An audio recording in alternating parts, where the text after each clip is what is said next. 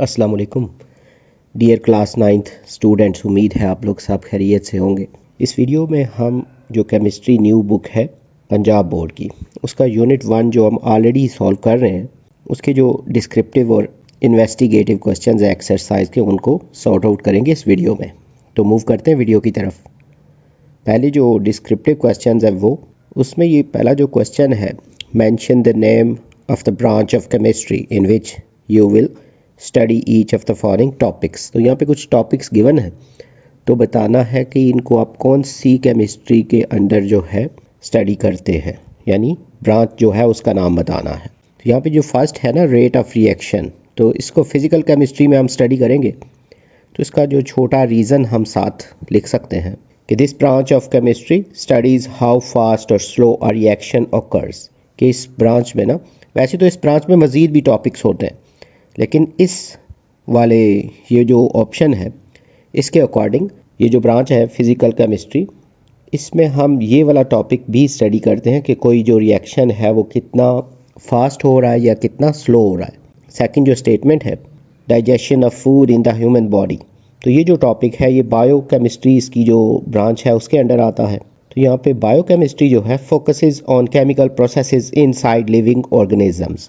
तो bio chemistry में वो सारे टॉपिक्स जो हैं उन पे फोकस किया जाता है कि केमिकल प्रोसेस जो भी लिविंग बींग्स यानी ज़िंदा चीज़ों के अंदर हो रहे होते हैं। इसी तरह जो सी वाली स्टेटमेंट है, प्रॉपर्टीज़ ऑफ प्लाज्मा, तो ये फिज़िकल केमिस्ट्री के अंडर आएगा, क्योंकि प्लाज्मा जो है इसकी जो प्रॉपर्टीज़ हैं fall under physical chemistry as they involve, क्योंकि जो प्लाज्मा है उसमें आयोनाइजेशन भी होती है, थर्मोडायनेमिक्स होती है, काइनेटिक्स होती हैं और इलेक्ट्रोमैग्नेटिज्म ये भी होता है। तो विच गवर्न इट्स बिहेवियर, जिससे फिर इसके बिहेवियर का पता चलता है। प्लाज्मा जो है ये वैसे आयोनिक फॉर्म होती है मैटर की। तो physical chemistry studies these principles, ये जो सारे प्रिंसिपल्स हैं इनको फिज़िकल स्टडी जो फिज़िकल केमिस्ट्री है उसके अंडर स्टडी किया जाता है, making it the key branch of understanding plasma. इसी तरह जो डी है, इकोसिस्टम, तो इसको इन्वायरमेंटल केमिस्ट्री में स्टडी करते हैं। Environmental chemistry studies how chemical interact in the environment including in ecosystems. माहौलियाती केमिस्ट्री जो है ना, इन्वायरमेंटल केमिस्ट्री, इस बात का मुताला करती है कि केमिकल माहौल में कैसे तामुल करते हैं, यानी जो केमिकल्स हैं वो इन्वायरमेंट में कैसे रिएक्ट करते हैं। तो बशमूल उसमें जो शामिल है ना माहौलियाती निज़ाम, जिसको इकोसिस्टम कहते हैं। इसी तरह जो ई वाली स्टेटमेंट है, रिएक्शंस ड्यूरिंग फायरवर्क्स, तो ये जो है ये इनऑर्गेनिक केमिस्ट्री के अंडर आते हैं। The vibrant colours and explosive effects in fireworks are caused by chemical reactions of metal salts like strontium red and barium green. तो ये जो आतिशबाजी वगैरह है, इसमें जो मूवमेंट होती है ना, जो मुख्तलिफ कलर और जो धमाका खेज असरात दिखाती है, ये जो शादियों वगैरह पे पटाखे वगैरह छोड़े होते हैं, इसमें कुछ मेटल सॉल्ट्स होते हैं जैसे स्ट्रोंशियम जो है रेड और बेरियम जो है वो ग्रीन के जो केमिकल रिएक्शन की वजह से ये सारा जो प्रोसीजर है ये होता है।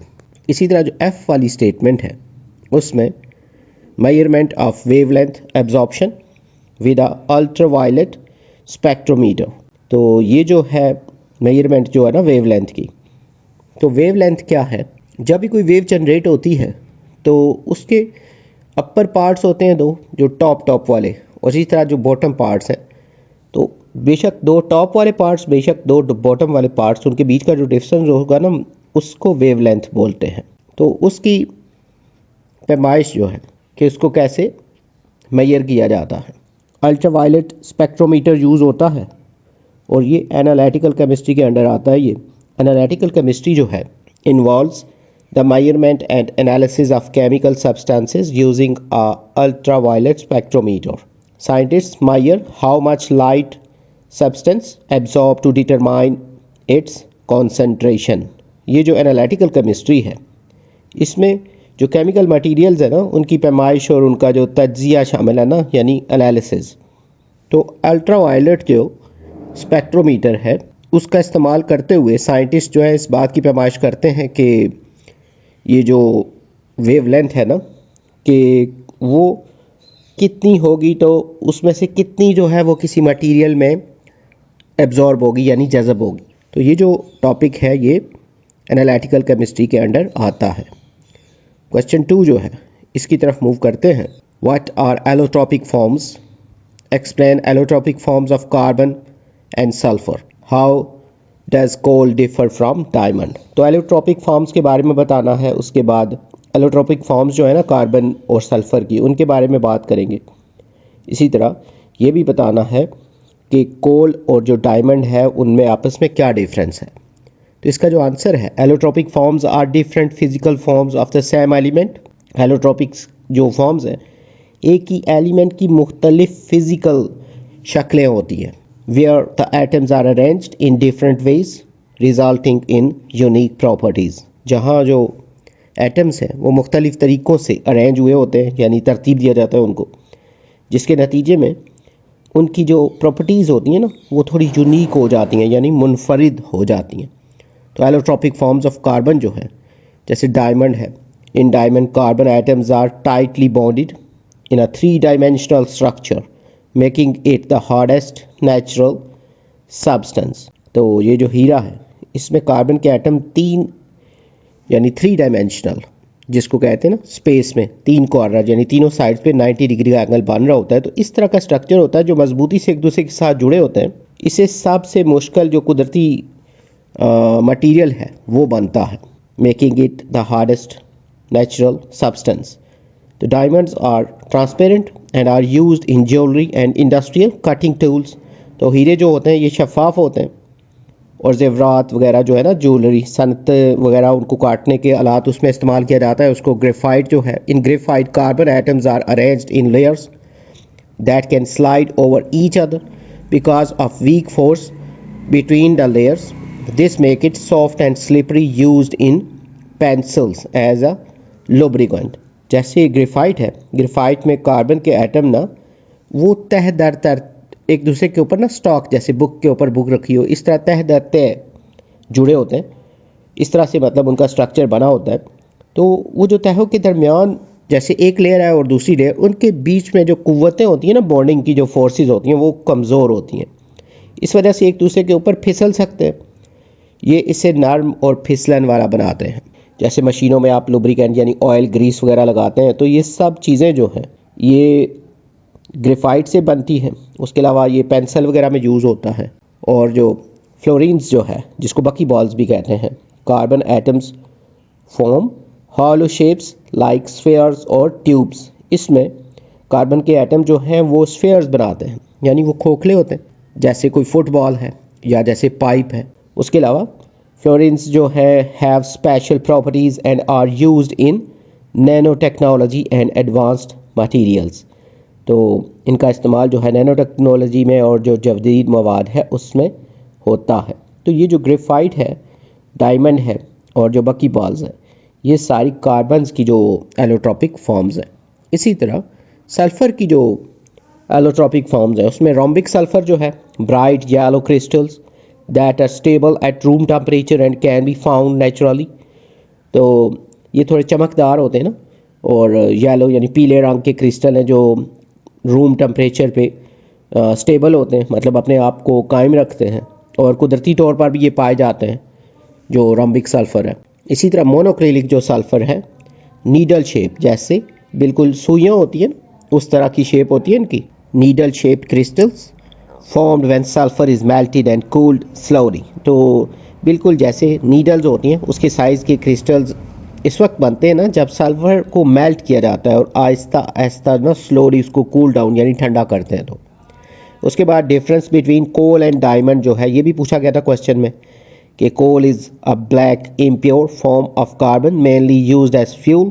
तो कोयला कार्बन की एक सादा जो है ना या स्याह रंग का मतलब इसकी फॉर्म है, और उसके अलावा इसको फ्यूल के तौर पे यूज़ करते हैं।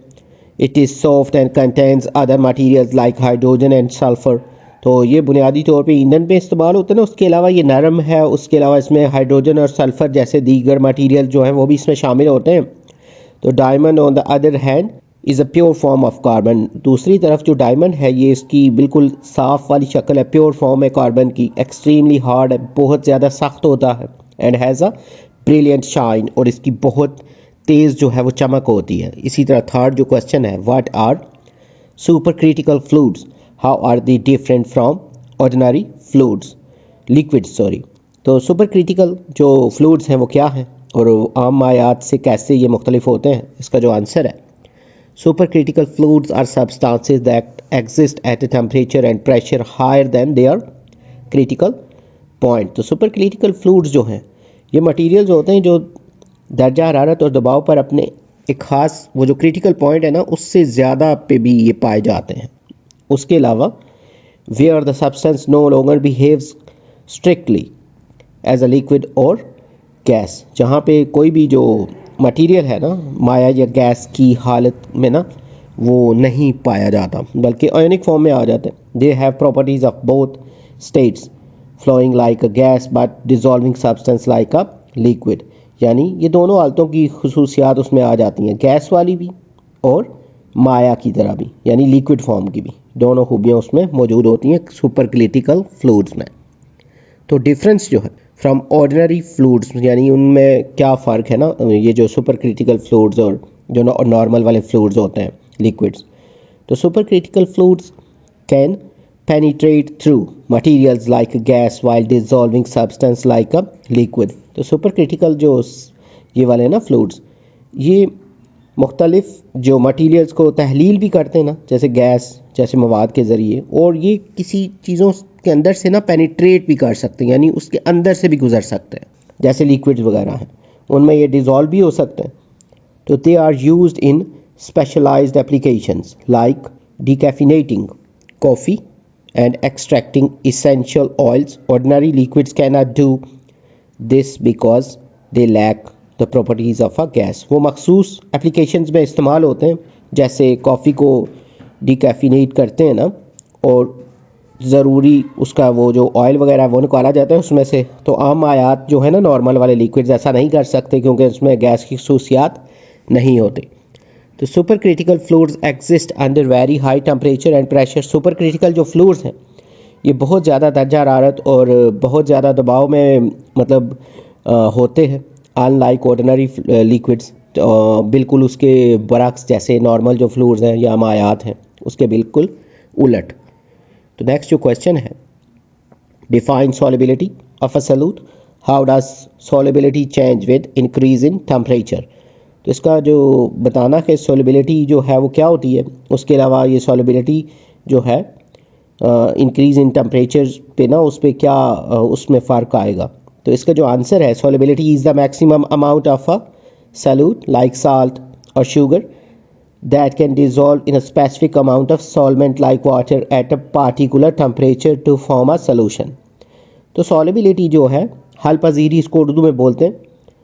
सॉल्यूशन की ज़्यादा से ज़्यादा क्वांटिटी है ना, जैसे सपोज़ कर लें वो सॉल्ट है या शुगर है, नमक है या चीनी, जो एक मखसूस यानी स्पेसिफिक टेम्परेचर पर सॉल्यूशन में उसकी कितनी क्वांटिटी हल होगी। उसके बाद effect of temperature on solubility, solubility पे टेम्परेचर का क्या इफ़ेक्ट होता है। For most solid solubility increases as temperature rises. तो ज़्यादातर जो ठोस चीज़ें हैं ना, सॉलिड चीज़ें, दर्जा हरारत के बढ़ने के साथ उनकी जो सॉलिबिलिटी है वो भी बढ़ती है। यानी जैसे आप चीनी को पानी में डाल के घोल रहे हैं, उसको डिज़ोल्व कर रहे हैं पानी में, तो अगर आप उसको हीट अप करें तो वो मज़ीद उसमें डिज़ोल्व होनी शुरू हो जाएगी। Heat gives the particles move energy to break apart and mix with the solvent. क्योंकि जो ही हम उनको हीट देते हैं ना तो उसके जो पार्टिकल्स हैं वो टूटने शुरू हो जाते हैं और जो सॉल्वेंट है ना पानी वगैरह उसके साथ अच्छे से डिज़ोल्व होना शुरू हो जाते हैं, यानी ज़्यादा क्वांटिटी उसकी डिज़ोल्व होनी शुरू हो जाती है। For example, more sugar can dissolve in hot water than in cold water, यानी ठंडे पानी की निस्बत गर्म पानी में ज़्यादा चीनी को डिज़ोल्व किया जा सकता है। इसी तरह for gases solubility decreases with increase temperature because heat gives gas molecules more energy to escape from the liquid into the air. तो गैसों के लिए ना ये इसके उलट होता है, सॉलिड्स की उलट होता है कि बढ़ते हुए टेम्परेचर के साथ ना इनकी सॉलिबिलिटी कम हो जाती है, क्योंकि ज़्यादा हीट की वजह से गैस के जो मॉलिक्यूल्स हैं वो मतलब जो भी मटेरियल है लिक्विड, उसे जब वो वेपर्स में जा रहे होते हैं तो उन को वो मतलब टूटते जाते हैं और उनके बीच में ज़्यादा गैप होता है जब वो गैसोस फॉर्म में होते हैं, तो इस वजह से उसमें इंक्रीज़ नहीं होती सॉलिबिलिटी बल्कि डिक्रीज़ होती है। नेक्स्ट जो क्वेश्चन है, question 5, what types of movements are present in gases and liquid molecules. तो कौन कौन सी मूवमेंट्स पाई जाती हैं गैसेस और लिक्विड के जो मॉलिक्यूल्स हैं उसमें। तो आंसर में पहले गैसेस जो मॉलिक्यूल्स हैं इनको डिस्कस आउट करते हैं। Molecules in gases move freely and very quickly in all directions. गैसों में जो मॉलिक्यूल्स हैं वो तमाम सिमतों में आज़ादाना तौर पे इंडिपेंडेंटली मूव करते हैं तेज़ी से ना हर डायरेक्शन में। They collide with each other and the walls of the container. वो एक दूसरे के साथ भी टकराते हैं और जिस बर्तन में उनको रखा गया है ना वो उसकी दीवारों के साथ भी टकराते हैं, क्रिएटिंग प्रेशर। तो इस तरीके से वो जिस कंटेनर में रखे हुए हैं तो उसमें प्रेशर जनरेट होने के दो रीज़न होते हैं। एक तो गैस मॉलिक्यूल्स एक दूसरे के साथ टकराते हैं और दूसरा वो जो पार्टिकल्स हैं वो जो कंटेनर है उसकी वॉल्स के साथ भी टकराते हैं। दिस रैपिड रैंडम मूवमेंट, ये जो तेज़ मूवमेंट है, रैंडम मतलब उसकी कोई डायरेक्शन नहीं होती ना, कि जिस डायरेक्शन में चल रहे होते हैं वो उसी डायरेक्शन में चलते रहते हैं जब तक वो कंटेनर या किसी दूसरे पार्टिकल से टकरा ना जाए। तो इस वजह से इनकी जो मूवमेंट होगी वो ट्रांसलेशनल मोशन होगी। That is why gases expand to fill their container. इसी वजह से वो जब फैलती हैं तो उस कंटेनर को भर देती हैं।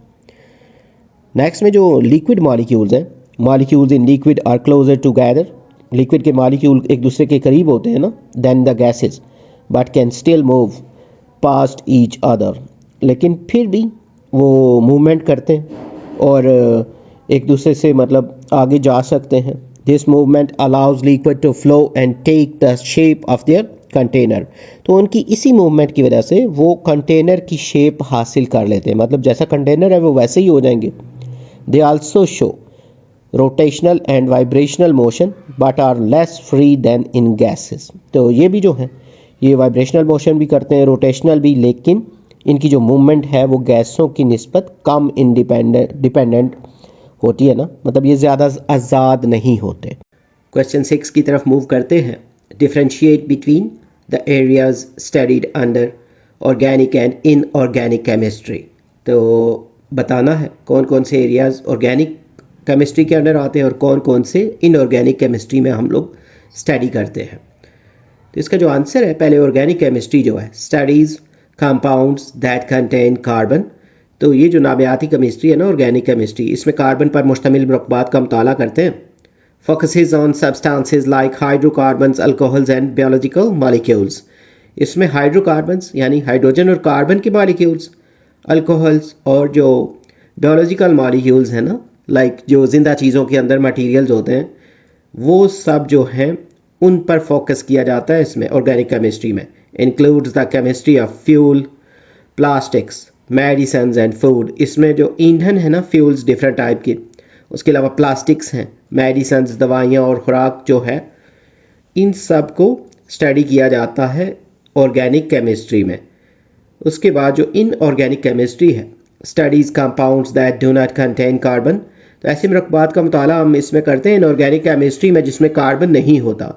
Deals with substances like salts, metals, minerals and acids. इसमें हम नमकियात जो होती हैं, सॉल्ट्स, धातें हैं मुख्तलिफ, उसके अलावा मादनियात है ना, मिनरल्स, और जो एसिड्स वगैरह हैं, इन तरह के मटीरियल्स को हम स्टडी करते हैं इनऑर्गेनिक केमिस्ट्री में। Includes the chemistry of elements like oxygen, hydrogen and nitrogen। इसमें ऑक्सीजन, हाइड्रोजन और नाइट्रोजन जैसे एलिमेंट्स हैं, वो सब इस जो केमिस्ट्री की ब्रांच है इसके अंडर स्टडी किए जाते हैं। Organic chemistry is mostly about living और carbon containing things, while organic chemistry is about all other non-living substances। तो नामियाती जो केमिस्ट्री है ना, ऑर्गेनिक केमिस्ट्री, ज़्यादातर जिंदा या फिर जो कार्बन पर मुश्तमिल चीज़ों के बारे में है, जबकि गैर नामियाती जो केमिस्ट्री है ना, जो इनऑर्गेनिक केमिस्ट्री, दीगर तमाम गैर जानदार मादे जो हैं, नॉन लिविंग सब्सटेंसेस, उन पे फोकस करती है। नेक्स्ट में जो इन्वेस्टिगेटिव क्वेश्चंस हैं, उसमें फर्स्ट जो है, preparation of solution leads to an important process in chemistry which enables us to purify a compound through crystallisation. तो जो हम बनाते हैं ना, प्रिपेयर करते हैं सॉल्यूशंस, तो ये बहुत इंपॉर्टेंट प्रोसेस होते हैं ना केमिस्ट्री में। तो जिसकी वजह से हम मुख्तलिफ जो चीज़ें उनको प्योरीफाई करते हैं क्रिस्टलाइजेशन के प्रोसेस से। Describe a process in which potassium nitrate is purified by crystallising it in water. तो एक ऐसा अमल बयान करना है जिसमें पोटाशियम नाइट्रेट को पानी में क्रिस्टलाइज करके साफ़ किया जाता है, यानी उसको प्योरीफाई किया जाता है क्रिस्टलाइजेशन के प्रोसेस से। तो इसमें जो आंसर इसका है, crystallization is a method used to purify compounds by dissolving them in a solvent and allowing pure crystals to form as the solution cools। crystallization जो है ये कैसा तरीका है जिसमें जो कंपाउंड्स होते हैं ना मरकबात, उनको सॉल्वेंट्स में तहलील करके, सॉल्वेंट ये जैसे अगर आपके सामने कोई शरबत है ना तो उसमें जो सॉल्वेंट है वो पानी है और जो आपने बीच में चीनी वगैरह डाली हुई है वो सलूट होता है, तो उसके अंदर इसको डिज़ोल्व करके ना साफ़ करने के लिए इस्तेमाल किया जाता है और उसको सोल्यूशन को आहिस्ता आहिस्ता ठंडा किया जाता है। तो hairs how potassium nitrate KNO3 जो है इस प्योरीफाइड थ्रू क्रिस्टलाइजेशन। तो यहाँ पे हम डिस्कस करते हैं जो मुख्तलिफ स्टेप्स हैं KNO3 को क्रिस्टलाइजेशन के ज़रिए कैसे प्योरीफाई किया जाता है। स्टेप 1 जो है dissolving the compound, take an impure sample of potassium nitrate and dissolve it in a small amount of hot water. Hot water is used because it can dissolve more KNO3 than cold water। तो जो compound है उसमें ना पहले potassium nitrate का एक जो unpure है ना, जो अभी साफ़ नहीं हुआ वो वाला सैंपल जो है उसे थोड़ी सी मिकदार में जो थोड़ा गर्म पानी है उसमें स्लोली डिज़ोल्व करना है, घोलना है उसके अंदर। तो गर्म पानी इस्तेमाल इसलिए किया जाएगा क्योंकि ठंडे पानी की निस्बत KNO3 गर्म पानी में ज़्यादा हल हो सकता है।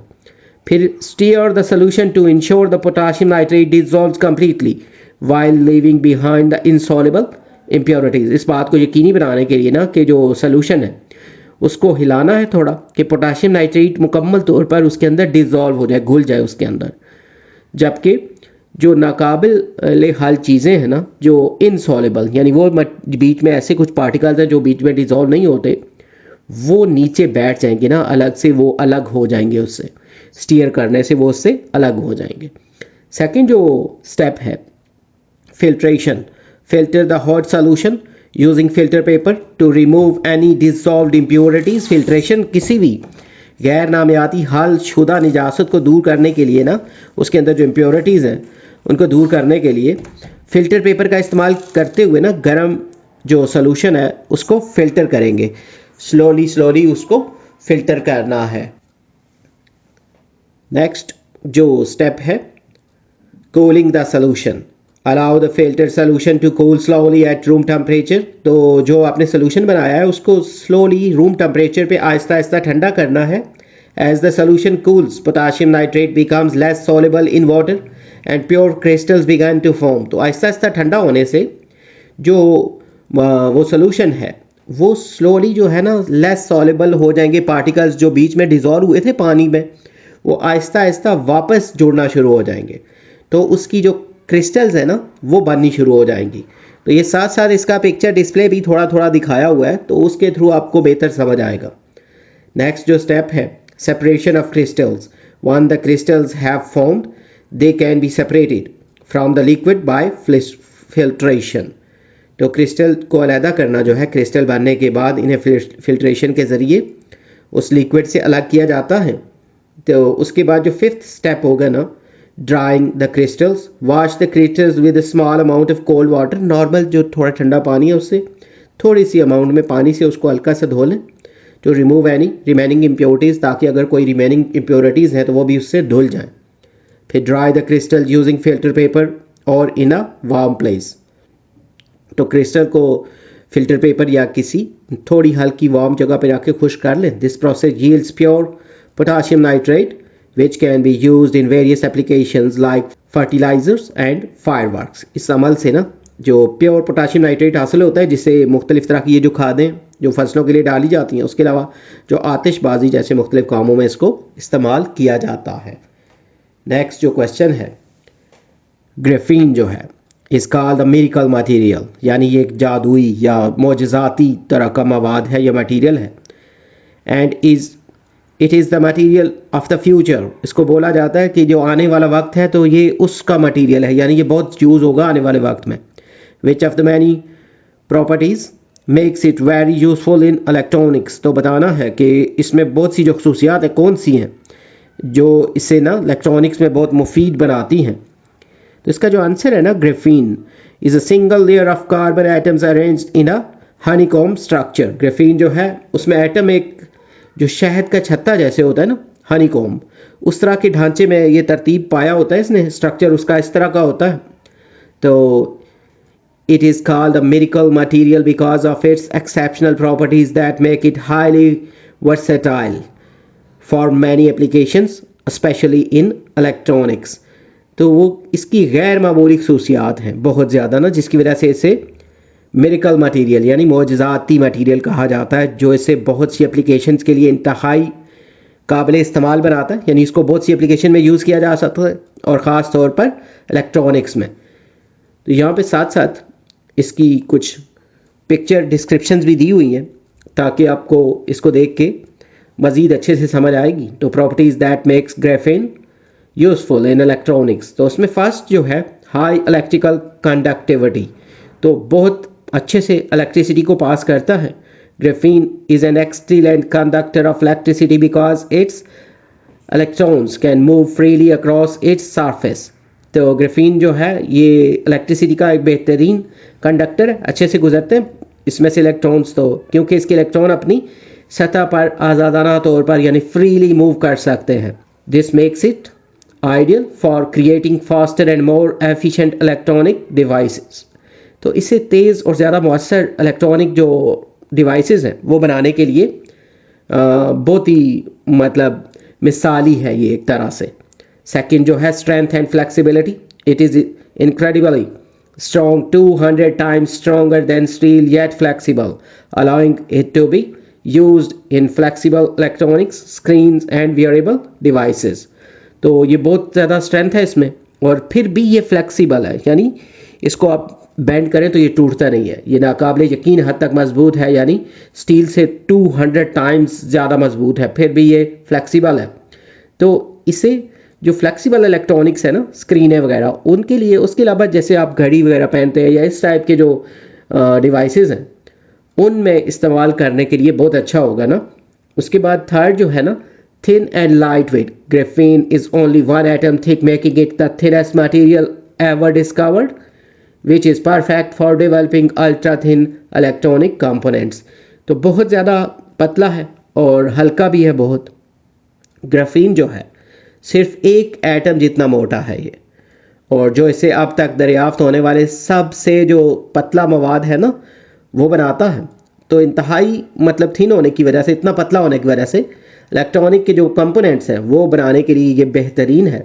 उसके बाद high thermal conductivity, it can efficiently conduct heat helping electronic devices to stay cool and function better for longer duration.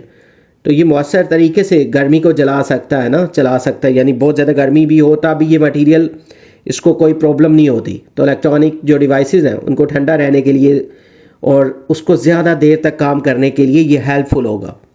उसके बाद जो इसकी फिफ्थ प्रॉपर्टी है ट्रांसपेरेंसी जो है, graphene is nearly transparent making it suitable for applications like touch screens and solar panels. तो ये बिल्कुल नियरली ट्रांसपेरेंट है, शफाफ है ना, जैसे शीशा होता है जिसके अंदर से भी नज़र आ जाता है दूसरी तरफ। तो जो इसे टच स्क्रीन और सोलर पैनल जैसी एप्लीकेशंस के लिए मौजू बनाता है। These unique properties makes graphene is revolutionary material for the future of electronics including faster processors, bendable displays and advanced batteries. तो ये मुनफरिद जो खसूसियात हैं इसमें ग्राफीन में, इसको इलेक्ट्रॉनिक्स के मुस्तकबिल के लिए एक इनकलाबी जो मटेरियल है वो इसको बनाती हैं। तो इसमें जो तेज़ तरीन प्रोसेसर्स और जो बेंडेबल डिस्प्ले है ना, यानी ऐसी चीज़ें जिनको फोल्ड भी कर लें, और उसके अलावा जो जदीद वाली बैटरियां हैं, तो इन सब में इसको इस्तेमाल किया जा सकता है। तो यहाँ पे ये जो एक्सरसाइज है, इसके जो क्वेश्चन हैं ये कंप्लीट हो गई है। उम्मीद है ये वीडियो और ये जो नोट्स हैं आपकी प्रिपरेशन के लिए हेल्पफुल होंगे। अगर इस बुक से रिलेटेड मज़ीद वीडियोस या नोट्स की ज़रूरत हो तो पेज जो है हमारा चैनल, वहाँ पे इसकी जो प्लेलिस्ट है वहाँ से आपको मिल जाएंगे। इसके अलावा जो वीडियो की डिस्क्रिप्शन है वहाँ पे भी प्लेलिस्ट का लिंक जो है वो मौजूद है, वहाँ से भी आप इसकी जो प्लेस लिस्ट है उसको फाइंड आउट कर सकते हैं। जल्द न्यू वीडियो में नए लेक्चर के साथ मिलेंगे। Have a nice time.